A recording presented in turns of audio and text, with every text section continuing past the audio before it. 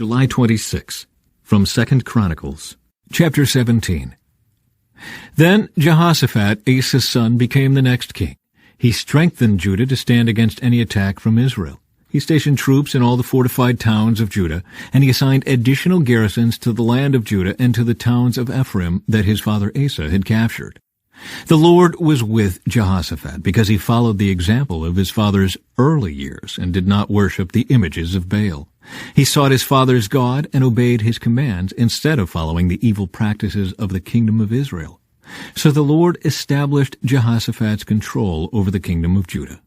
All the people of Judah brought gifts to Jehoshaphat, so he became very wealthy and highly esteemed. He was deeply committed to the ways of the Lord. He removed the pagan shrines and Asherah poles from Judah. In the 3rd year of his reign, Jehoshaphat sent his officials to teach in all the towns of Judah. These officials included Ben-Hail, Obadiah, Zechariah, Nethanel, and Micaiah. He sent Levites along with them, including Shemaiah, Nethaniah, Zebadiah, Asahel, Shemiramoth, Jehonathan, Adonijah, Tobijah, and Tobadonijah. He also sent out the priests Elishama and Jehoram. They took copies of the book of the law of the Lord and traveled around through all the towns of Judah, teaching the people. Then the fear of the Lord fell over all the surrounding kingdoms, so that none of them wanted to declare war on Jehoshaphat. Some of the Philistines brought him gifts and silver as tribute, and the Arabs brought 7,700 rams and 7,700 male goats. So Jehoshaphat became more and more powerful and built fortresses and storage cities throughout Judah. He stored numerous supplies in Judah's towns and stationed an army of seasoned troops at Jerusalem. His army was enrolled according to ancestral clans. From Judah there were 300,000 troops organized in units of 1,000 under the command of Adnah. Next in command was Jehohanan, who commanded 280,000 troops. Next was Amasiah, son of Zichri, who volunteered for the Lord's service with 200,000 troops under his command. From Benjamin there were 200,000 troops equipped with bows and shields. They were under the command of Eliada, a veteran soldier. Next in command was Jehozabad, who commanded 180,000 armed men. These were the troops stationed in Jerusalem to serve the king, besides those Jehoshaphat stationed in the fortified towns throughout Judah. Jehoshaphat enjoyed great riches and high esteem, and he made an alliance with Ahab of Israel by having his son marry Ahab's daughter. A few years later, he went to Samaria to visit Ahab, who prepared a great banquet for him and his officials. They butchered great numbers of sheep, goats, and cattle for the feast. Then Ahab enticed Jehoshaphat to join forces with him to recover Ramoth-Gilead. "Will you go with me to Ramoth-Gilead?" King Ahab of Israel asked King Jehoshaphat of Judah. Jehoshaphat replied, "Why, of course, you and I are as one, and my troops are your troops. We will certainly join you in battle." Then Jehoshaphat added, "But first, let's find out what the Lord says." So the king of Israel summoned the prophets, 400 of them, and asked them, "Should we go to war against Ramoth-Gilead, or should I hold back?" They all replied, "Yes, go right ahead. God will give the king victory." But Jehoshaphat asked, "Is there not also a prophet of the Lord here? We should ask him the same question." The king of Israel replied to Jehoshaphat, "There is one more man who could consult the Lord for us, but I hate him. He never prophesies anything but trouble for me. His name is Micaiah, son of Imlah." Jehoshaphat replied, "That's not the way a king should talk. Let's hear what he has to say." So the king of Israel called one of his officials and said, "Quick, bring Micaiah, son of Imlah." Micaiah prophesies against Ahab. King Ahab of Israel and King Jehoshaphat of Judah, dressed in their royal robes, were sitting on thrones at the threshing floor near the gate of Samaria. All of Ahab's prophets were prophesying there in front of them.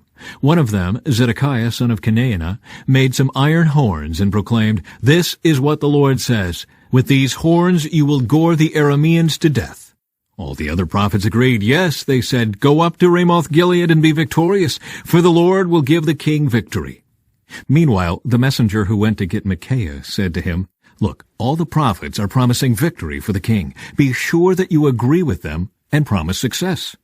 But Micaiah replied, "As surely as the Lord lives, I will say only what my God says." When Micaiah arrived before the king, Ahab asked him, "Micaiah, should we go to war against Ramoth-Gilead, or should I hold back?" Micaiah replied sarcastically, "Yes, go up and be victorious, for you will have victory over them." But the king replied sharply, "How many times must I demand that you speak only the truth to me when you speak for the Lord?"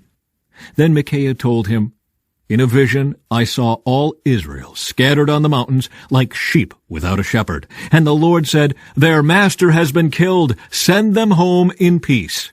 Didn't I tell you?" the king of Israel exclaimed to Jehoshaphat. "He never prophesies anything but trouble for me." Then Micaiah continued, "Listen to what the Lord says. I saw the Lord sitting on his throne with all the armies of heaven around him, on his right and on his left. And the Lord said, 'Who can entice King Ahab of Israel to go into battle against Ramoth-Gilead so he can be killed?' There were many suggestions, and finally a spirit approached the Lord and said, 'I can do it.' 'How will you do this?' the Lord asked. And the Spirit replied, 'I will go out and inspire all of Ahab's prophets to speak lies.' 'You will succeed,' said the Lord. 'Go ahead and do it.' So you see, the Lord has put a lying spirit in the mouths of your prophets, for the Lord has pronounced your doom." Then Zedekiah, son of Chenaanah, walked up to Micaiah and slapped him across the face. "Since when did the Spirit of the Lord leave me to speak to you?" he demanded. And Micaiah replied, "You will find out soon enough when you are trying to hide in some secret room." "Arrest him," the king of Israel ordered. "Take him back to Amon, the governor of the city, and to my son Joash. Give them this order from the king. Put this man in prison and feed him nothing but bread and water until I return safely from the battle." But Micaiah replied, "If you return safely, it will mean that the Lord has not spoken through me." Then he added to those standing around, "Everyone, mark my words." The death of Ahab. So King Ahab of Israel and King Jehoshaphat of Judah led their armies against Ramoth-Gilead. The king of Israel said to Jehoshaphat, "As we go into battle, I will disguise myself so no one will recognize me. But you wear your royal robes." So the king of Israel disguised himself, and they went into battle. Meanwhile, the king of Aram had issued these orders to his chariot commanders: "Attack only the king of Israel. Don't bother with anyone else." So when the Aramean chariot commanders saw Jehoshaphat in his royal robes, they went after him. "There is the king of Israel!" they shouted. But Jehoshaphat called out, and the Lord saved him. God helped him by turning the attackers away from him. As soon as the chariot commanders realized he was not the king of Israel, they stopped chasing him.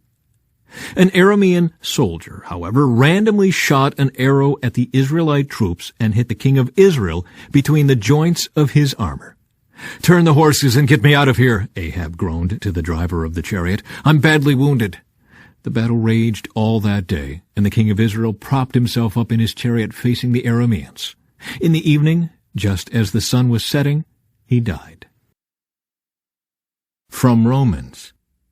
Concerning the Gentiles, God says in the prophecy of Hosea, "Those who were not my people, I will now call my people, and I will love those whom I did not love before." And then at the place where they were told, "You are not my people," there they will be called children of the living God. And concerning Israel, Isaiah the prophet cried out, "Though the people of Israel are as numerous as the sand of the seashore, only a remnant will be saved. For the Lord will carry out his sentence upon the earth quickly and with finality." And Isaiah said the same thing in another place. "If the Lord of heaven's armies had not spared a few of our children, we would have been wiped out like Sodom, destroyed like Gomorrah." Israel's unbelief. What does all this mean? Even though the Gentiles were not trying to follow God's standards, they were made right with God, and it was by faith that this took place. But the people of Israel, who tried so hard to get right with God by keeping the law, never succeeded. Why not? Because they were trying to get right with God by keeping the law instead of by trusting in Him. They stumbled over the great rock in their path. God warned them of this in the Scriptures when He said, "I am placing a stone in Jerusalem that makes people stumble, a rock that makes them fall. But anyone who trusts in Him will never be disgraced." Dear brothers and sisters, the longing of my heart and my prayer to God is for the people of Israel to be saved. I know what enthusiasm they have for God, but it is misdirected zeal. For they don't understand God's way of making people right with himself. Refusing to accept God's way, they cling to their own way of getting right with God by trying to keep the law. For Christ has already accomplished the purpose for which the law was given. As a result, all who believe in him are made right with God. Salvation is for everyone. For Moses writes that the law's way of making a person right with God requires obedience to all of its commands. But faith's way of getting right with God says, don't say in your heart, who will go up to heaven to bring Christ down to earth? And don't say, who will go down to the place of the dead to bring Christ back to life again? In fact, it says, the message is very close at hand. It is on your lips and in your heart. And that message is the very message about faith that we preach. If you confess with your mouth that Jesus is Lord and believe in your heart that God raised him from the dead, you will be saved. For it is by believing in your heart that you are made right with God, and it is by confessing with your mouth that you are saved. As the Scriptures tell us, anyone who trusts in him will never be disgraced. Jew and Gentile are the same in this respect. They have the same Lord who gives generously to all who call on him. For everyone who calls on the name of the Lord will be saved. Psalm 20. In times of trouble, may the Lord answer your cry. May the name of the God of Jacob keep you safe from all harm. May he send you help from his sanctuary and strengthen you from Jerusalem. May he remember all your gifts and look favorably on your burnt offerings. May he grant your heart's desires and make all your plans succeed. May we shout for joy when we hear of your victory and raise a victory banner in the name of our God. May the Lord answer all your prayers.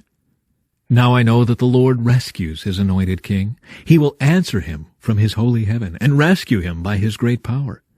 Some nations boast of their chariots and horses, but we boast in the name of the Lord our God. Those nations will fall down and collapse, but we will rise up and stand firm. Give victory to our King, O Lord. Answer our cry for help. From Proverbs. The king's fury is like a lion's roar. To rouse his anger is to risk your life. Avoiding a fight is a mark of honor. Only fools insist on quarreling.